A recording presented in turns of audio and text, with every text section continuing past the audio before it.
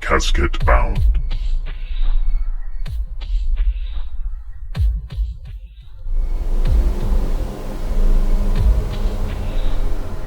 Hello again. Welcome to the show. I'm here with my co-presenter, Rachel Haywire. Say hello, Rachel. Hello. You didn't say hello, Rachel.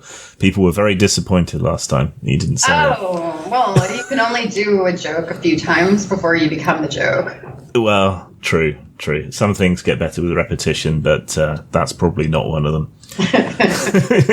True. So, as usual, we're discussing a topic with a kind of technological spin on it. And today we're talking about how technology interfaces with art and how it affects it, and vice versa. So, I think it's useful if I just kind of sketch out what I've seen as being the sort of long historical view of that. So when art really kind of started, as we think of it, maybe sort of medieval times and so on, it was not accurate. It was not in proportion. There was no perspective to it. It was a kind of metaphorical representation of something that people could kind of figure out what it was, or had cultural references to it that helped them understand it, all that sort of thing. As the technology of art progressed, so we get into the Renaissance and people crack perspective and optics and all of that kind of stuff, it becomes much more an attempt to represent reality, even using camera obscura, things like that. But then photography comes into the scene, and, you know, why spend all that time and effort carefully measuring and drawing a picture in perfect proportions when you can just snap a picture? And then art turned more into something more abstract or impressionistic and so on. We can see how that's gone until today. You can go to the Tate Modern and someone's just painted a canvas a single color, and that's considered art. So, you know, things change. I think a lot of the art scene is based on inside jokes and references and cool points. You know, getting it. A lot of it is about getting it. So when you're going to a gallery and you're looking at art and it's just like one color with a dot on it, It's not really about the color and the dot. It's about being in the know.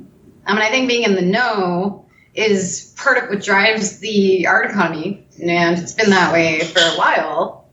I think that has been a facet of the art industry. Yeah, like having a label on clothing, kind of. Yeah, it gives it a certain cachet. Right. The brand names are about the status, and the status sells the clothing. Yeah, and then fame feeds itself, because the more important someone is seen as being, you know, the more their work takes value, then the more people pile on and want more of it. Which is why if you create like 10 fake accounts and boost your own algorithm, you're going to be doing really good. Oh, don't tell people that. You just keep liking your own content. You got like 10 accounts. I don't know. I mean, people do that now out of necessity. That's what I find strange. Is for people to get their content recognized, whether it's art or film or photography, that they kind of have to hire a robot army to, like, get recognized at all. Yeah. Was that a truck reversing in your apartment? No, I just have people over here. Okay. But I mean, they could be doing cool, sinister things. Yeah, true. No, I have 2 guests from out of town, actually. Cool. Yeah, we think we've done away with all the alert sounds this time, so... No more intrusive notification sounds. I was just thinking about, like, how Discord has the worst notification sounds ever. And they're absolutely relentless. Especially if you're on more than 5 Discord channels. Yeah. Every single time that somebody sends a message, you get a bleep. That's too much. Nobody can handle that many bleeps. This is like some torture, sci-fi movie. Yeah, and you can mute them. You can mute them, but then you have to go through all the channels you've joined on a whim, trying to find the one that you haven't muted. Oh man, like I turned my Discord notification sounds off. It took me way too long to figure it out, and I'm somebody who's been online for a long time. It seems like it shouldn't have taken me that long to figure out how to turn off their sounds. Are these sounds like music? Are they like trying to control their brainwaves? Like what are these sounds? Where do they come from? Is it like musicians, or are they trying to like promote their tracks to us with their with the beeping, the endless messages? Check out my other hits. Well, we can segue that usefully. So, music, audio, that's something that's been very much affected by technology. So, I think vinyl is outselling other hard media for music again now, which is weird. I think it's great. I was a vinyl collector. I had my favorite bands, all their records. I was into early industrial, dark ambient, neo-folk, all that stuff. I had Current 93 and Coil, Throbbing Gristle, Lunchterson to Neuval there. And I got all of my vinyl on eBay. I paid a lot for it. It was a collector thing for me. My vinyl was my pride and my joy. But what about the sound, though? Do you genuinely think it's better? Incredible, yeah. Yeah, it was very warm and very organic, very in the room with me. I felt like the bands were there with me. Even then, when MP3s were kind of the rage, but CDs were still a thing, there was a very different experience when I would listen to a CD or an MP3 or a record. Each experience was completely different. Mm. Do you think part of it's the ritual of putting vinyl on? Because, you have to carefully take out its sleeve, hold it by the edges, blow the dust off, put it onto the table. It feels good to put a record on. It feels fun and kind of slick. You just feel good when you spin a record. And you move the needle, and then the song plays, and you're just like, yeah. This is a good feeling. It's a good feeling. And it kind of forces you to listen to the album rather than the individual track. I know that's something people have said, that the experience of listening to an album and the message and interplay between the different tracks is something that's been lost. Yeah, definitely. I mean, the downside is obviously just that you have to do a lot of maintenance if you're listening to a record. Because, it's like a half hour has gone by and then you got to flip the record. So that can be kind of annoying. But all in all, I think vinyl is a great medium. And we've had everything from cassettes to, discs, mini discs and CDs and MP3s and, FLACs and, maybe there's something else. Maybe there's going to be like a new type of vinyl in the cloud vinyl. I don't know. The sky is the limit, right? Someone with a warehouse full of record players that streams the track over the internet to you. Funded. Yeah, it plays the album and it mines Bitcoin at the same time. Oh, there you go. So you can get more crypto every time you listen to a track by your favorite artist. And they have their own altcoin. So if you're listening to a band like, let's just go with, what's a band that everybody knows? See, I don't know, Cardi B, okay? I don't know what people know. I'm just going to assume people know Cardi B, who I don't know, but I know that people know her. So I think that she's a her. I don't know. I don't want to misgender anybody. Okay, Cardi B, I think, is a woman. Is that correct? Is that much correct? As far as I'm aware, yes. Okay. So say they listen to a Cardi B track. Every time you listen to that track, you get Cardi coin. Or you could call it platinum instead of platinum.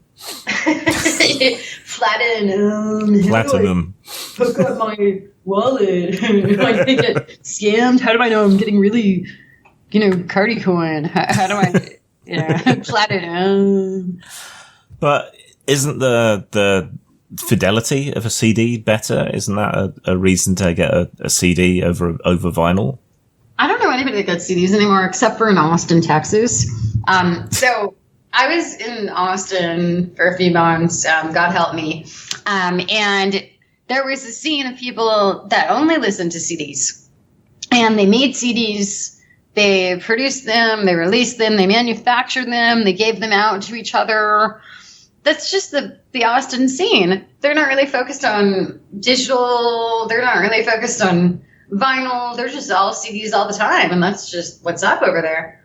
But that's not common. I don't know very many people who have CDs outside of Austin. Maybe collectors. But I mean, most people, they just have digital files now. Yeah. So is that like the successor to mixtapes? People putting CDs together for each other? Yeah, because I remember, we had both talked about being a member of an old online forum for comics called the Barbalith Underground, right? Yeah, Barbalith, yeah. Barbalith, right. And we would make each other mixtapes, and we started making each other mix CDs. I don't remember you being on there. I was on there loads. Oh, yeah. Well, I was a troll. I was one of the first people to get banned. Oh, okay. Well, fair enough. I upset the overlords. I was 17, if even that. I was literally just some chick trying to smash the state, and they were all like, let's create policy. And I'm like, the only policy I know is chaos. It was a different time in my life. But what I do remember, despite the fact that I was an annoying juvenile troll, was that I was taken in by a lot of my, I guess, cultural elders, and they began sending me mixed cassettes, and I began sending them mixed cassettes, and this was how I discovered a lot of the music that I'm into to this day. I remember I listened to a band called The Walkmen, and I just loved them, looked through their entire discography. They sent me weird hippie stuff. There was a song, it was called the Village Green Preservation Society. Just this completely insane, hippie cult track that I just played for all my friends for years to come. And then we started doing CDs, and it was a very similar, almost like zines. It was just very DIY, share your music with your internet friends across the world, trade. I think that was a really cool time, actually. So what do people do now? Do they send each other playlists? Okay.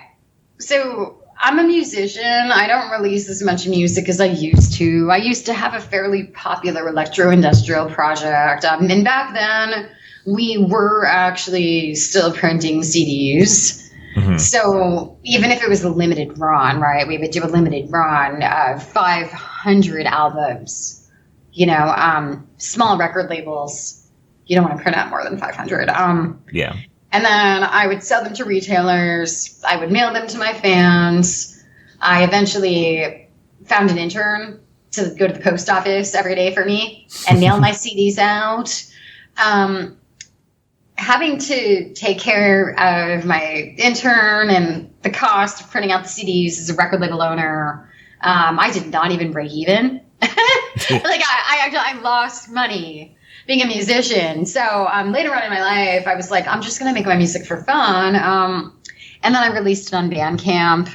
And now it's you can download it and you can pay for it if you want to. I recommend it. Experiment Haywire. Alternative Technology was my last album. Definitely download it. Definitely, give me money if you like my music.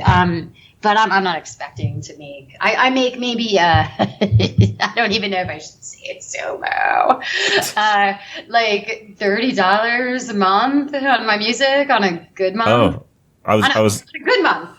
I was going to say I'm an indie author. You can't shock me with how little money you make, but you just managed it. Yeah, $30 on a good month. But I'm not trying to make a living with my music. I'm just releasing my music for fun. I don't expect to make that a side hustle. I don't the music that I make is not accessible. It doesn't have commercial value. And I don't want to make music like that. The stuff that I do with this commercial value is my design work. I am just an underground musician who's stayed true to my sound, and I make music as a hobby, and I don't make it as much as I used to, but I enjoy making it when I do. It's all about marketing, which most creative people are terrible at. Yeah, what's up with that? Yeah, we can't all be Salvador Dali or Pablo Picasso when it comes to self-promotion. Why do you think that creative people are bad at marketing? What do you think is the correlation there? Okay, I have a theory, right, that most great artists are great because they don't believe in their own talent. So they're always second-guessing and they're always perfecting and so on. It's because they're never really satisfied with what they're doing. It's always, oh, this is crap. I can do better than this. Mm. But then it's very hard to sell what you've made if you think it's shit.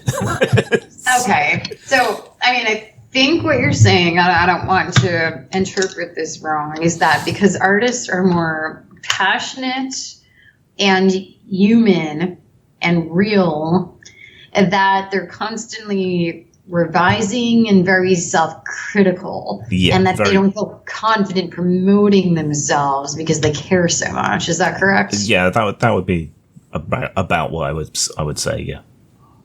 Okay, so say that you're somebody trained, by some college for, music producers or whatever, right?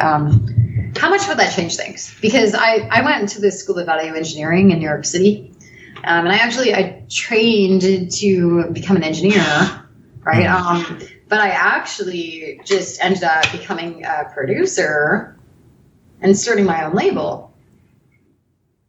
And there were a lot of people that went to that school who ended up becoming engineers for P. Diddy, and Jay-Z, they get Jay-Z a Coca-Cola, as they hook up his equipment. But that was never what I wanted. No offense toward Jay-Z, who is obviously listening to our podcast now. Obviously. Hi Jay-Z. Good to see you, right? But that I just didn't really see that as something that would make me happy. Yeah, so I'm an art school dropout to fulfill a stereotype, Same. We both are. We share this. But I've found that basically 1 year I did at art school extremely useful in the things that I learned.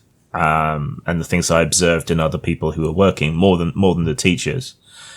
But my art education is one of having my soul crushed over and over again. Because they just no one understood what I was doing or what I was interested in, and didn't value it. So, but the stubbornness kind of carried me through, even though I don't really use the art education very much. It's still very useful in publishing. Because I think I have a pretty good grasp of aesthetic and what works and what doesn't. Yeah.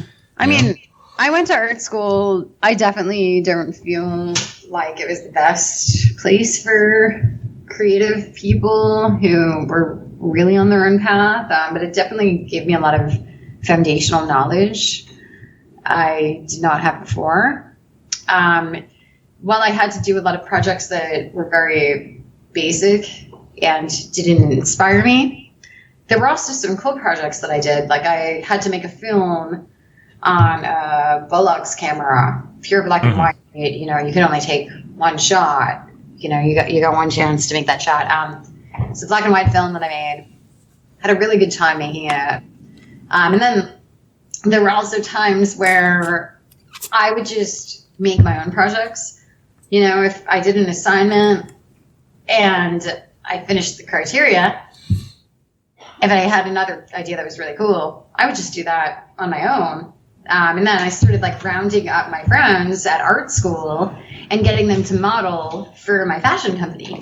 So I had a fashion company in art school, and my friends in art school were modeling for me. So I was like an art school dropout who became an entrepreneur while I was in art school. Yeah. So it kind of like all converged. And to bring us kind of back onto topic a bit, one of the challenges I ran into at art school was, so I was into illustration and comics, and they thought that was frivolous and pointless. And I was also interested in how computers could be used in art. And there was not a single computerized device in the entire art department. That seems wrong. This would have been, what, mid-90s? 93, 94, something like that. I mean, because we had computers, but a lot of it was for video editing or, that kind of thing. We had like painting classes. We just had canvases and paintbrushes, and we just had like paint. We didn't have the option of like editing our physical paintings with the school computers. But they did teach us how to make a website and create a portfolio. I dropped out too because I was doing my own thing and I was getting enough traction financially at the time to not have to stay in art school. And I just found it a bit confining. So I'm like, all right, this was great. I love you guys. I'm moving forward. I've got these skills. But the thing is that not everybody who goes to art school even becomes an artist. No. A lot of people become assistants, or they become, executive managers. They become bookkeepers. They sweep the floors of Pixar. Like you're not guaranteed. A lot of people, they launch their own independent careers and they become side hustles, which they're bringing in a good amount of income, but they still have to work a non-art job on the side. It's weird. Like an art school education, even if you drop out, seems to be good for other things that aren't art. Mm-hmm. It's like almost no decent journalists have been to journalism school. All the really good journalists haven't studied journalism. That's so true, because the most authentic voices are going to be the ones that aren't adhering to a formula. Yeah. I just thought though, something that I never experienced while I was at art school was the impact of the kind of smartphone, because we didn't even have cameras on our phones in the early and mid 90s. So, if I stayed home one day because I was sick and didn't go in, then I missed a figure drawing class and there was no way to participate. That's rough. Yeah. Yeah, but if someone today missed a class, someone could just take a couple of pictures of the model and send them to them. That's true. But I do wonder, like, if you're going to art school on Zoom, are you really getting an experience of making art in real life and getting feedback? I mean, and I'm not a good painter, but I at least remember in my painting classes that my instructors would physically come by and give me feedback on what I was painting and be able to direct me. Yeah, it must be difficult. On Zoom. Yeah, and the other thing I've seen is even traditional artists, like who do go out, they will take pictures of what they're painting, so they can capture that single frozen moment, and then they will paint from the picture rather than necessarily from the real life around them, because it helps them capture the light in that moment. I think that's cool. And the transitory things, like maybe there's some ducks on the pond in a particular position or whatever. And there's all sorts of variations on this. Like you can make a painting, take a picture of the painting, edit it on Blender, and do a really cool digital rendition of your painting. And I mean, I think that's kind of incredible, actually. Like the painting might be really beautiful, but you might make a really cool digital rendition of it that's equally beautiful, if not even better. That there's so many possibilities with this. Yeah. I know some museums are doing things with like augmented reality, so you can wear a headset while you go around, and then when you look at a particular painting, it will come up with information about it. Yeah. Start playing the audio, things like that. This is where the metaverse and the NFT world starts getting exciting, even though it's only in its beginning stages right now. Just the ability to like fully immerse yourself in somebody's art on a virtual reality scale is absolutely incredible. Especially as the technology improves and, Apple comes out with their headsets, the user experience becomes more accessible. The possibilities of art are like, wow. Even in the Van Gogh Museum and all that stuff, where they're creating live experiences.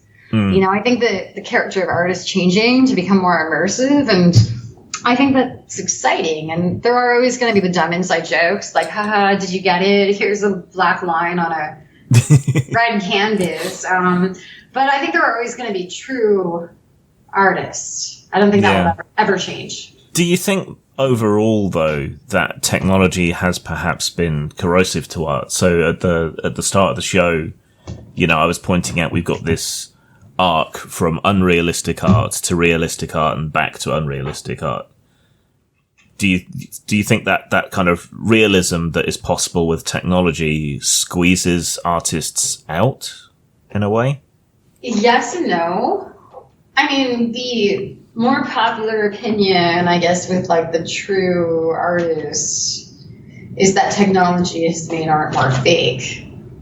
But I don't think that's necessarily true. I think that a lot of art has become much better because of technology. I also think that because you can make art with AI now, that all these people who previously didn't have the ability to make art are now generating it through artificial intelligence and curating it really well and putting their own spin on it and making incredible galleries, and that what they're doing is actually really fantastic. Even if an AI did it for them, the point is that the final output. And I also think there were a lot of traditional artists that have embraced technology, that have begun making art with AI. They've begun blending their AI art with their physical art. There are all sorts of mediums and mixes and possibilities for what you can do with art physically and digitally and how you can combine them. Yeah, that's something I've found really fascinating with this rise in AI art, right? So throughout history, when we have depicted computers or androids or robots or whatever making art, right, it's always been sort of high fidelity to reality art, like Data on Star Trek. When he first starts painting, all he can do is paint exactly what's there. He's got no creativity, doesn't understand abstract, right? He's incapable of doing that. And that was always how we thought about computers and AI doing art, that they would not have the soul or the spark to do something weird, emotional, abstract. But then we look at the AI art today, and it is fantastically abstract. It's really incredible. Actually, I use this program, and I love it. It is called Dream. You can put in a string of words, and the AI will generate art for you based on these words. And you can even choose what kind of style you want. You can choose like Baroque, vibrant, dark fantasy, steampunk.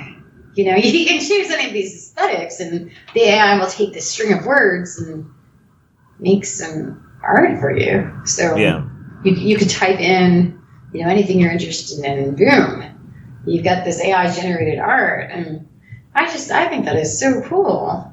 So the artist's input in that instance then is selecting the words and then curating the output, not actually the production of the art itself. Well, they're selecting the words, they're choosing the style, they're curating the output, like you said, but they're also marketing the art. They're also using creative ways to get it out.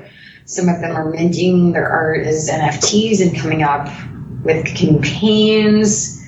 There's all sorts of cool stuff. And then there's also, like blending the AI art with physical art. There's also editing the AI art physically. There's also taking the AI art and playing with it with your skills, whether you're using Photoshop or Blender or one of the many apps that I use. I play with a lot of apps to edit my art, like Hyperspective and Pixomatic, and I'll use AI art to play with, and give my own personal touch to it. Well, that used to be a technique, didn't it? People would just like throw paint at a canvas randomly and then take what came and turn it into something. Yeah, and I think that's really cool. And I mean, when it comes down to it, I'm going to choose some really good AI art over some inside joke in a gallery about a black line on a red canvas. In fact, you know what, James, the next time I go to a gallery and I'm going to see like some inside joke in the no art that's very, very bad, I'm just going to be like, have you ever tried AI? If the artist is there, I'm just going to be like, yeah, you should focus on artificial intelligence. Just not like look them dead in the eye. Yeah, then you can put all your effort into the bullshit. Yeah, I don't know. I mean, like, I think Andy Warhol was one of the people who made a good example of how stupid people were and what they were willing to consume. And I've been thinking about Andy Warhol a lot. There was a documentary about him that came out recently on Netflix, and I am of the opinion that his art was not the Campbell's soup cans or the Marilyn Monroe's. Like, I think his art was social commentary, and his art was the factory scene. His actual art, was all the people that would come by to check out his soup cans and their reactions. Yeah. He was a troll, a performance artist, a social philosopher. Yeah, so he was curating and being selective, not really necessarily producing much himself. Yeah, he was also like exposing people's desire for status and for fame. He was showing how easy it was to get people to engage in certain things just based on, like social factors. He was kind of like showing people how dumb they were. And I think he was brilliant at it. But this could just be like my fringe Warhol take. But I'm not the only person who has this take about Andy Warhol. No, I said it too. Yeah, I've heard similar things from people. I find the AI abstract thing amusing because artists and writers and everyone, we all used to be quite smug that, we'll be the last ones to be replaced by computers. Well, I mean, we're seeing joint collaborations between artists and computers now. And I mean, the purists that never do anything with technology, I don't fault them. It's not my job to be like, hey, you should use technology to make your art better. I'm like, no, like if you're making great art, you're making great art. I don't care what medium you're using. I know a painter in Arizona, she never uses technology for anything, and her paintings are absolutely incredible. They're in galleries worldwide. Her paintings are from the heart. They are true. They are transformative. She doesn't use computers. But her art is so good that she is still a world-recognized artist who is making a living with her art. She's just that good. Yeah. I still think technology can have a negative effect on art, though. Like, for example, I was watching a kid's cartoon on Netflix, which is like a saggy samurai rabbit. And it's very, very loosely derived from the old Usagi Yojimbo comics from back in the day, if anyone who's listening has heard of them. But it's all done with CG, and it's meant to be the descendant of the original Usagi. But the CG is bad. It's obviously done cheaply and quickly because CG is easy and cheap to produce in, but it's just that the animation has no weight to it. It's very robotic. It's not even as good as computer games today. That's just laziness. Well, that's what's frustrating about it, because occasionally in the series there will be a flashback to his ancestor, the original Usagi Yojimbo. Yeah. And it's still done using computers, but it's done in a way that looks more like traditional animation or Japanese brush art. And that's fantastic. And if they'd done the whole series in that style, I'd have been a very happy camper, but they just didn't. So, it's obvious that they can do it, but they're not doing it. I guess they're lazy, and if people are willing to consume it, what incentive do they have to make things good? Yeah. But then, to contrast... if you're producing T-shirts and they say "fuck you," eat my pussy or whatever, and you're selling thousands of these T-shirts a day, why are you going to improve the quality of the pattern?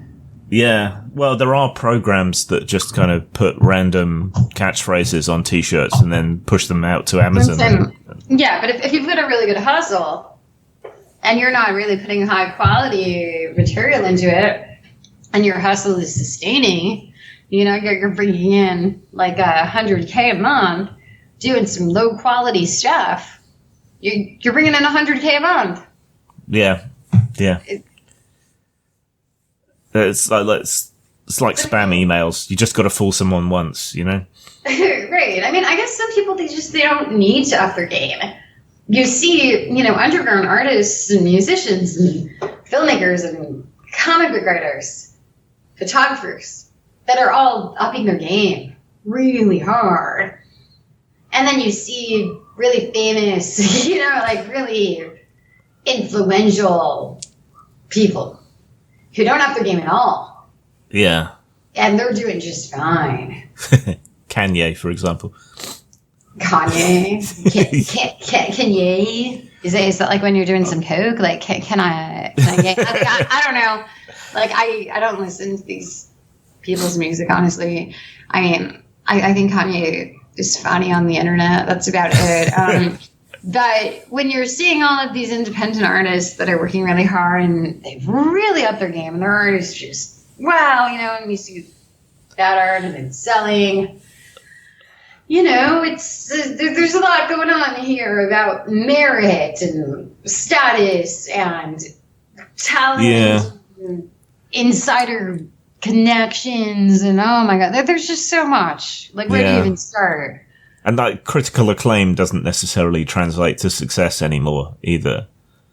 Right. And also there are a lot of people that just imitate what other successful artists do. You have a lot of people that they're trying to be the new Banksy, and their art, it's like, oh, that looks like Banksy.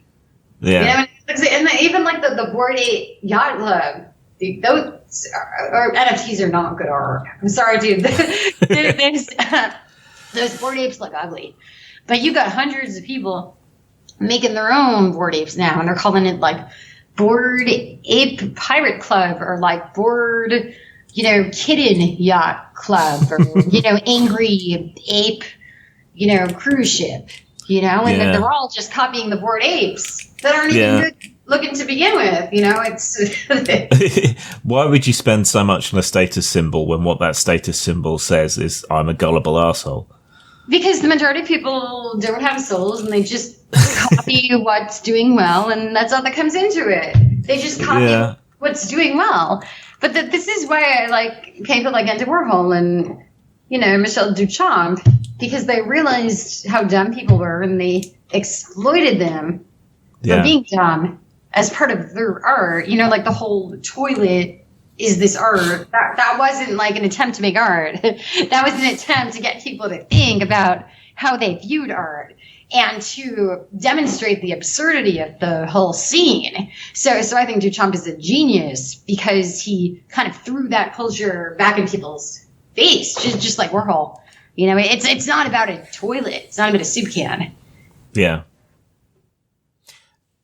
There's kind of a weird, somewhat similar dichotomy in like video games at the moment as well. So on the one hand, you've got these AAA massive titles that are making, more money than Hollywood.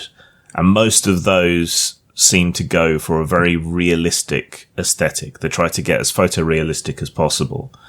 And then primarily for budgetary reasons, I think more than anything else, you've got this indie scene where the art is a lot more stylized, or it's throwback to the limitations of the 8-bit and 16-bit days. Yeah, and that becomes much more stylistic and in a lot of ways a lot more interesting than the photorealistic art, but it doesn't necessarily make that much money. But then more recently, that started to bleed back across. So a really big game like Fortnite is very stylized, has a very cartoony aesthetic. It's not going for that photorealism, but that's a new thing that's going on. I think it depends on the developer. I mean, you know, games like Fortnite are really high end and they attract a wide audience of people. They have good funding. They have a good team behind them, and they're making wonderful things, and they're doing it right. You've got really big game companies that are making really bad art. They're doing it wrong. And then with the indie creators, it's different because, like you said, you know, you're getting the low 8-bit quality stuff that's kind of nostalgic throwback. Like I was playing the Oregon Trail, you know, like on my iPhone the other day. It was very lo-fi. It looked exactly like the original that I played on Windows 95 in elementary school, if you want to know how old I am. And it was great. You know, I like felt like I was back in school playing Oregon Trail on my in my computer lab, right? And then like you also mentioned, there is the really high quality indie game development. I think a lot of these people are in two categories. One, maybe three categories. One, they have fuck you money. Two, they have a lot of free time. Three, they are that good. Yeah. And, you know, the latter category is a small percentage. But I can think of a few games like that. For example, there's a game, I don't know if you've heard of it, it's called Holo Vista. It was like one of the first vaporwave aesthetic games that was done really well. The art is absolutely beautiful. Do you remember Coil House magazine? Vaguely.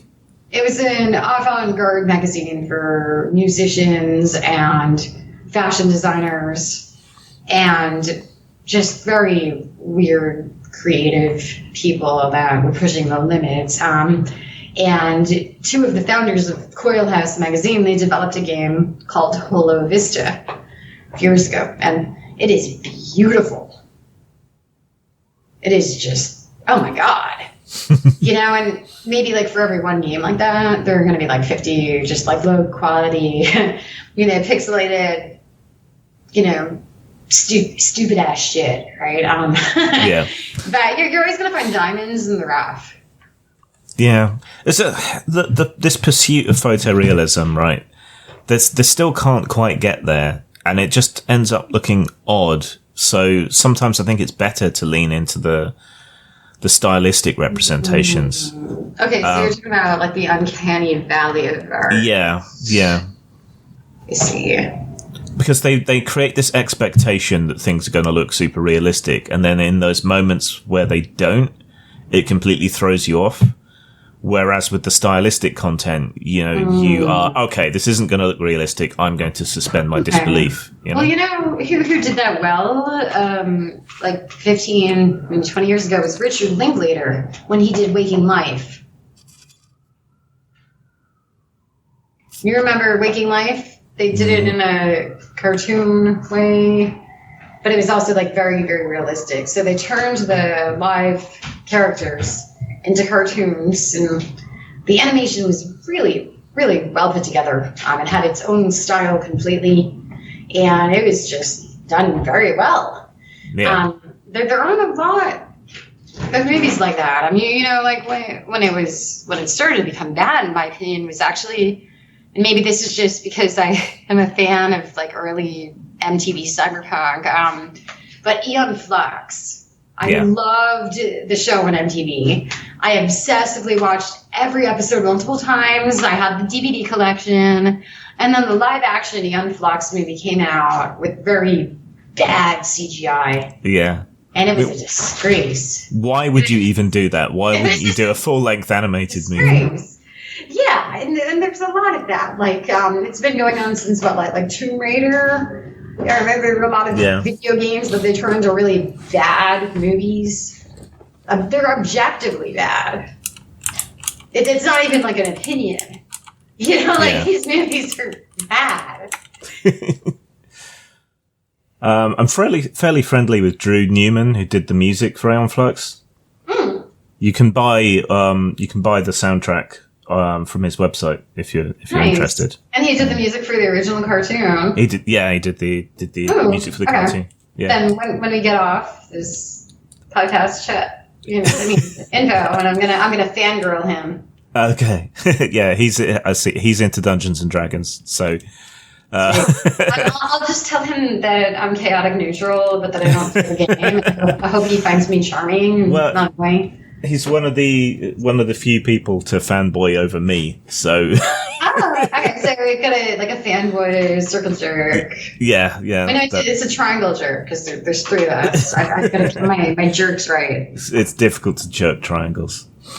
Too many corners. Have you ever tried to jerk a trapezoid? One time in geometry, it's like one time in band camp. I stuck a. Oh my god! Honestly, that movie was bad. Can we just talk about like how bad American Pie was? It was bad. How many idiots thought it was good? Yeah. And how bad people's tastes are. Like, can we just say people have bad tastes? So the problem is mediocre consumers. That we need better consumers. Is that people get bad? They got bad taste. They only like what's successful because they can't discriminate what's good and bad anymore. Conservative philosopher Roger Scruton talked about how people didn't understand beauty anymore. They didn't understand what good art was. They didn't understand what beautiful architecture and uplifting music was to them. They couldn't tell the difference between an opera and so you cut out for a second there. Opera and a really bad cover band. They lost their ability to discriminate good art from bad art, and that this had devastating consequences for culture and society. But isn't it a good thing that we've got rid of gatekeepers, though, that tell us what's good and bad art? I don't think we have. No? I don't think that if the only way that you can get recognized is if you're, look, you can get recognized if you're really good, if you're exceptional, but everybody else, if they need to know some celebrity or they need to make their art look more like an already known artist so they can get traction. You see the same thing with bands, right? They release an incredible full-length album, but the only track of theirs that gets any play is a cover song. So, no, we still have massive gatekeeping. We haven't gotten rid of it at all. I don't know. I'm in two minds about it. Both with art and things like news. Like, I appreciate the fact that stuff can just bubble up and be popular randomly because people latch onto it, or, independent people can produce news. But at the same time, I think there needs to be some sort of gatekeeping. No, we need a different kind of gatekeeping than what we have. The gatekeeping that we have is just like based on like celebrity cred. Yeah. What we also have is like that, 18-year-old kid who like made millions just like selling pictures of rocks. Like I think we need some gatekeeping there. Yeah. Like maybe making pictures of rocks shouldn't make you a multi-billionaire. I mean, call me a gatekeeper, It's just so, like where do we enforce some standards? I mean, we're not talking about like burning art that is abstract, but we're just saying like this is bad art. These rocks are ugly. The emperor is naked. I mean, I think we really do need to distinguish between good art and bad art, and not pretend like we think art or music is good simply because it's popular and we want to fit in. I mean, that's how society declines. Yeah. Trouble is, it's also subjective. That's the... I mean, no, some art is actually objectively good. Mm. Like, I can go to a gallery and I can be completely transfixed by a painting and know that it is the best painting in the gallery by far. And I can stare at that painting for 20 minutes, and I can look around the gallery, look at some other paintings. They might not be, as captivating. And I will notice other people that stare at that same painting as me for 20 minutes. That is good art. Yeah. It's interesting. Some of the best fantasy artists that I know of have initially trained to be very realistic in their depictions. Like Tim White, he was a hyperrealist before he got into fantasy art. So he would use projections and then paint over the top of the projection on the canvas to end up with something that had kind of the same fidelity as a photograph, really. But then he took that skill and that ability to represent very realistic looking things, and he applied it to science fiction and fantasy and all of that kind of thing. And it works. Nice. That sounds cool. So I think you just focus on the good art that you like and maybe ignore the bad stuff. Yeah. Though sometimes it's hard to ignore this stuff, right? So film is something where I really notice technology changing things, right? So we've gone from 24 frames per second analog grainy film to 60 frames per second 4K resolution stuff, right? And there is nowhere to hide in 4K 60 FPS. Right? Yeah. Like, makeup effects look bad, CGI looks worse, the lighting can look off. The first time I noticed it was watching Peter Jackson's Hobbit trilogy, which was done at 4K and 60 FPS. Okay. And more recently, like just tonight, I watched Venom 2 in 4K and 60 FPS, and it just everything looks awful. I don't know if it's just me being an old fuddy-duddy or you're what. doing God's work because you cannot pay me to watch these films. Well, I find Venom funny, but it's just looking at the visuals. All right. Well, I would find it funny if that movie wasn't playing anymore. But have you watched any really high-res, really high FPS films at all recently? Have you been to the cinema? Or? Yeah, so I don't watch superhero movies because I don't like them. I like Love, Death, and Robots, which aired on Netflix a few years ago, and I think they have a lot of high fidelity, high quality animation that was done really well. It looked great. Loved the show. Have you seen the Oats Studio stuff as well? Oh, yeah. I had a friend that just showed it to me or something. Also fantastic. Yeah, Niels Blomkamp, his stuff. He's great. Yeah, he does really good stuff with technology. Yeah. He has a very identifiable visual style, even though he's going for realism and so on. Yeah, which I think is great. And I think that there are people like him that are leading a charge for really good, hyper-realistic, high-fidelity art, and that's the stuff that we should be paying attention to. And, sometimes I feel like we just criticize stuff too much because we're like old, jaded punk internet hipsters or whatever. Sometimes it's like something's bad. Oh, well, we can forget about the bad thing because there's some really good stuff over here. Let's go check out the good stuff. Yeah, I mean, it's very easy to get sucked into this whole genre on YouTube of just hating everything and getting angry at everything. I don't like using the word toxic because I think it's toxic to throw the word toxic around too much. But that's some toxic content, bro. You got to plug out. You got to plug out. It's toxic. But I'm always looking for something positive. But a lot of these curmudgeons are right. A lot of this stuff is awful. But what's the point in watching a video of somebody commenting on somebody else's video being bad when you can just watch a good video? Well, it can warn you that something is bad. Okay, but you've got two choices. You can watch a really great movie, or you can watch a random person on YouTube talk about a bad movie. Yeah. Why are you going to choose the latter? We were talking about this the other night on another show I do called The Week in Geek with T-shirted Historian on YouTube.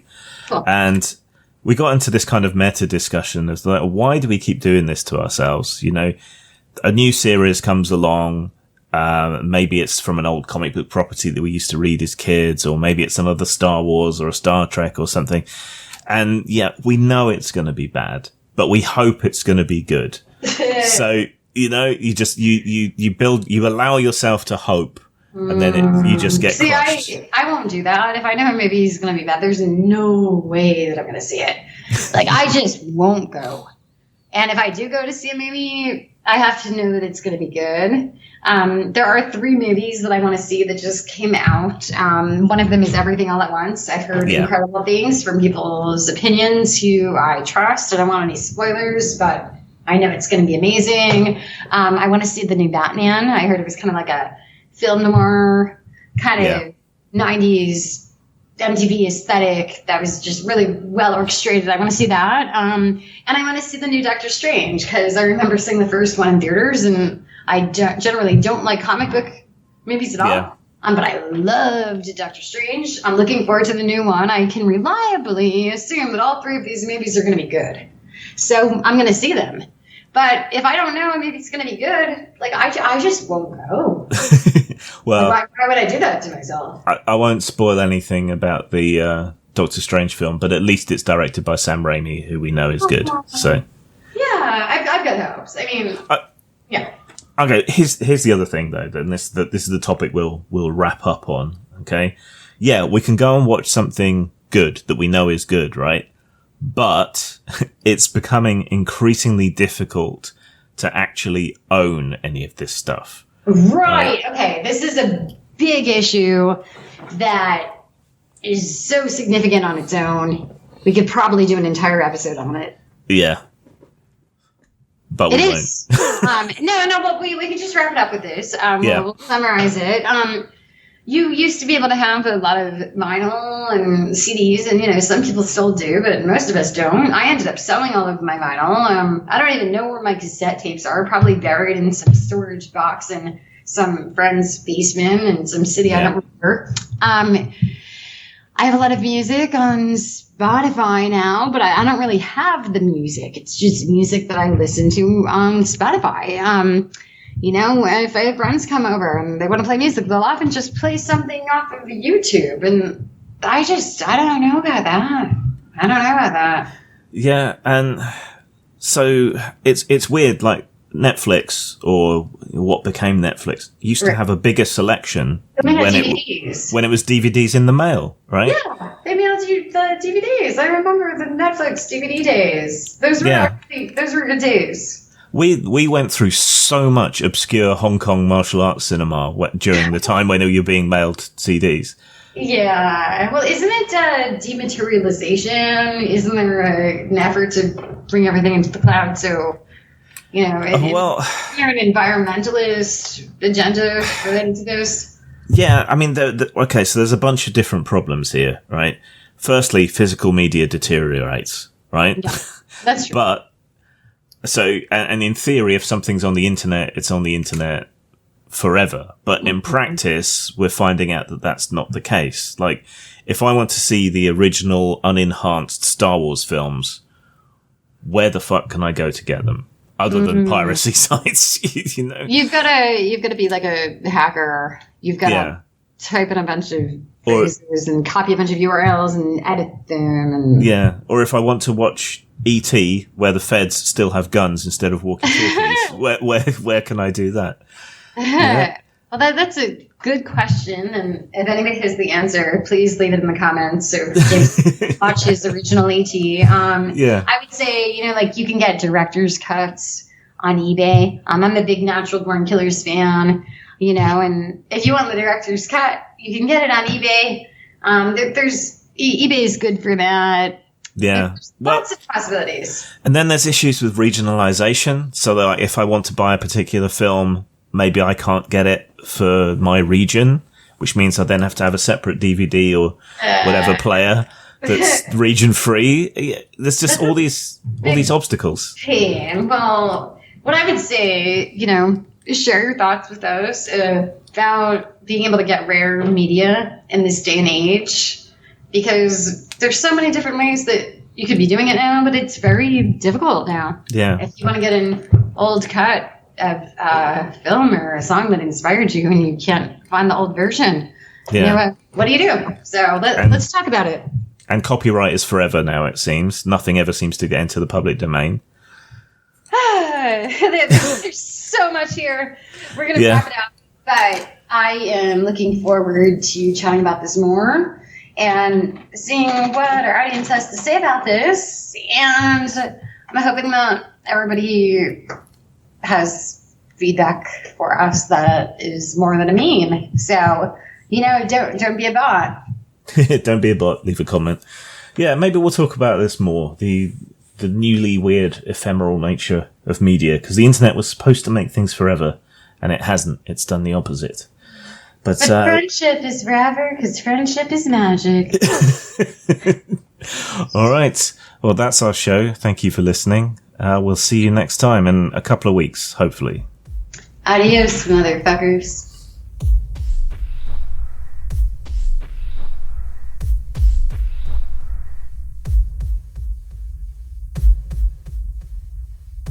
Grimm's Tales.